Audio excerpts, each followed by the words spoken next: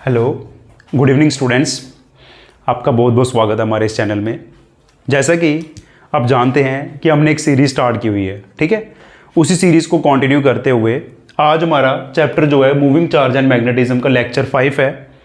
जैसे कि मैंने आपको लास्ट लेक्चर में अभी तक हमने क्या किया, बायोट-सैवर्ट्स लॉ, उसकी एप्लीकेशंस कर ली और एक वीडियो में मैंने आपको जितने भी फॉर्मूलाज हैं वो बता दिए, ठीक है। उसी चीज़ पे आज हम न्यूमेरिकल डिस्कस करेंगे, ठीक है। जो भी कोई स्टूडेंट आज इस वीडियो को फर्स्ट टाइम देख रहा है तो प्लीज़ उनसे मैं रिक्वेस्ट करूंगा कि जो पहले हमने लेक्चर पढ़ लिए हैं उसको एक बार देखिए, फिर न्यूमेरिकल कीजिए। या फिर अगर न्यूमेरिकल करने के लिए कोई स्टूडेंट अभी आया है तो जो मैंने वन शॉट बनाई है जिसमें मैंने फॉर्मूलाज डिस्कस किए हैं उसको एक बार देखिए, फिर न्यूमेरिकल्स करते हैं, ठीक है। देखते हैं आज का क्वेश्चन क्या कहता है, क्या बोला हुआ है। ये क्वेश्चन किस पे बेस्ड है, हमारा फर्स्ट टॉपिक बायोट-सैवर्ट्स लॉ पे। एन एलिमेंट जो कि दिया हुआ delta L equals to delta X I cap is placed at origin as shown in the figure. ये हमें दी हुई है, यहां पर एक एलिमेंट है delta L equals to delta X I cap and carries a current of 5 ampere. तो यहां पर गिवन भी लिखते हैं साथ साथ में, करंट हेयर इज 5 एम्पेयर। देखिए क्वेश्चन को प्रेजेंट भी करना है बहुत ही अच्छे तरीके से, ठीक है, एग्जाम में। Find out the magnetic field at a point P on the Z axis. Z axis में एक पॉइंट दिया हुआ P जिसका डिस्टेंस कितना दिया हुआ है, यहां से लेके यहां तक का डिस्टेंस कितना है, R, ठीक है। तो R हेयर इज, सबसे पहले मैं स्केलर फॉर्म यूज करूंगा, दोनों मेथड से करवाऊंगा क्वेश्चन, जो आपको इजी लगेगा, जो आपके लिए कन्वीनियंट है वो आप यूज कर सकते हो एग्जाम में। डिस्टेंस हेयर इज 2 मीटर, ठीक है। ड्यू टू द एलिमेंट क्या दिया हुआ, डेल्टा एल किस पे डिपेंड करे, डेल्टा एक्स पे, and delta L equals to delta X. And delta X की वैल्यू की बात करें अगर हम, आई कैप जे कैप अभी मैं नहीं ले रहा क्योंकि मैं स्केलर फॉर्म यूज कर रहा हूं। And delta X here is 1 centimetre and as all we know in order to convert the centimetre into metre we have to divided it by 100 or we can say that we have to multiply it with the 10⁻², ठीक है। find the direction of the magnetic field and also the magnetic field निकालनी है, direction निकालनी है। जी हाँ, बहुत ही इजी क्वेश्चन है। बेसिक फॉर्मूला देखिए, dB equals to μ0/4 pi ideal sine of theta upon R square. ये हम सबने पढ़ा है लास्ट लेक्चर में, ठीक है। फॉर्मूलाज को साथ साथ में रिवाइज कीजिए। मेरे साथ कोई भी चीज कर रहे हो उसको रिवाइज जरूर करो, पेन चलाओ, क्वेश्चंस को प्रैक्टिस करो, क्वेश्चन टिप्स में आ जाएंगे, ठीक है। बहुत ही अच्छा चैप्टर है। एंड μ0/4 पाई बताइए, जी हाँ बिल्कुल सही, 10⁻⁷। I here is 5 and delta L here is 1 × 10⁻²। And sine theta is the angle between delta L and R. Angle here is 90 and theta here is 90 degree and r here is 2 का square. Clear है। देखिए 5 यहां पर आ जाएगा, -7 and -2 become -9 and sin 90 as all we know is 1 and 2 square is 4।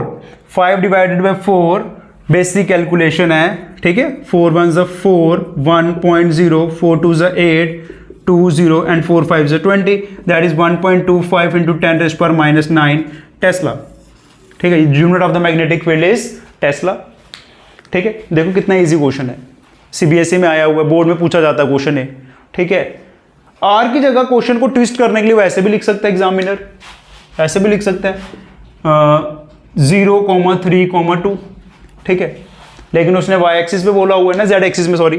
तो Z axis के लिए are कितना होगा, पॉइंट हम क्या लेंगे, 2, ठीक है। इस तरह से एग्जाम में क्वेश्चन पूछा जा रहा है, ठीक है। तो कंफ्यूज नहीं होना। ये हमारा फर्स्ट मेथड आ गया। एक काम तो अभी हमारा रहता है, क्या, डायरेक्शन फाइंड करना। जी हाँ बिल्कुल, डायरेक्शन बहुत अच्छे से सिखाया मैंने। वीडियो को पॉज कीजिए और देखिए, निकालिए जरा डायरेक्शन। एक्स से हम जेड एक्सिस में जा रहे हैं, एक्स से एक्स एक्सिस में हमारा करंट कैरिंग एलिमेंट है और जेड एक्सिस में। तो हम राइट हैंड थंब रूल कैसे लगाते हैं, देखिए डेल्टा एल से किसकी तरफ जाते हैं, करंट कैरिंग एलिमेंट से किसकी तरफ जाते हैं, जिस पॉइंट में मैग्नेटिक फील्ड निकालनी है, ये डेल्टा एल से। और ये हमारा अपना हाथ ऐसे घुमाएंगे तो कैसे जा रहा है, इनवर्ड। अगर ये हमारा एक्स एक्सिस है, ये हमारा जेड एक्सिस है, तो थर्ड एक्सिस कौन सा होगा, वाई एक्सिस। थर्ड एक्सिस कौन सा होगा, वाई एक्सिस। और कैसे जा रहे हैं, इनवर्ड। तो यहां पर जो मैग्नेटिक फील्ड है that is negative of Y axis. Clear है, बिल्कुल क्लियर होगा, ठीक है। ये हमारा आ गया फर्स्ट मेथड। सेकंड मेथड में हमने फॉर्मूला पढ़ा था, सेकंड मेथड में हम फॉर्मूला हमें पता ही है, सेम फॉर्मूला लेकिन वेक्टर फॉर्म में। तो जो किसी स्टूडेंट को इजी लगेगा वो आप यूज कीजिएगा, आई dl cross r upon r का क्यूब। क्लियर है? dl is current carrying element and dl here is, dl किस पर डिपेंड कर रहा है? डेल्टा x, वो किस कौन से एक्सिस में है?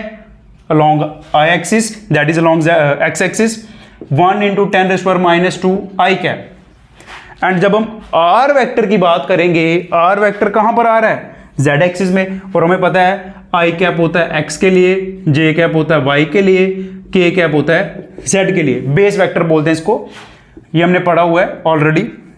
तो r वेक्टर कितना आएगा? जी हाँ बताइए बच्चों, r vector here is 2 into, बिल्कुल 2 इंटू k कैप। देखिए अगर वीडियो अच्छी लग रही होगी इसको प्लीज लाइक कीजिए, कमेंट कर दिया करो अगर वीडियो अच्छी लगती है, एक बहुत मोटिवेशन मिलती है। मोटिवेशन मिलेगी तो वीडियो रोज बनेगी, ठीक है? तो वैल्यू सब्स्टिट्यूट करते हैं, μ0/4π।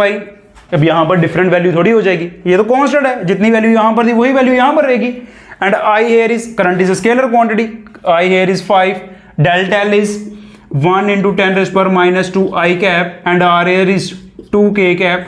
और डिनोमिनेटर में जो r सब्स्टिट्यूट करेंगे वो यहां पर क्या है? कोई एरो आ रहा है इस पे, वेक्टर क्वांटिटी है नहीं, मैग्नीट्यूड, दैट इज 2 का क्यूब। जी हाँ, यहां पर क्या बनेगा? -7 और -2 बिकम -9, ठीक है? एक 2 यहां पर कैंसिल हो जाएगा और नीचे क्या बचेगा? 2 की पावर 2, 2 की पावर 2 क्या हो जाएगा? 4। मैग्नीट्यूड तो सेम ही आएगा ना, 5/4 into 10⁻⁹, that is 1.25 into 10⁻⁹ Tesla. Magnitude हमारा सेम रहा। बात करते हैं अब डायरेक्शन की, आई क्रॉस के। जी हाँ, आई क्रॉस के हमने पढ़ा हुआ एक बेसिक कंसेप्ट।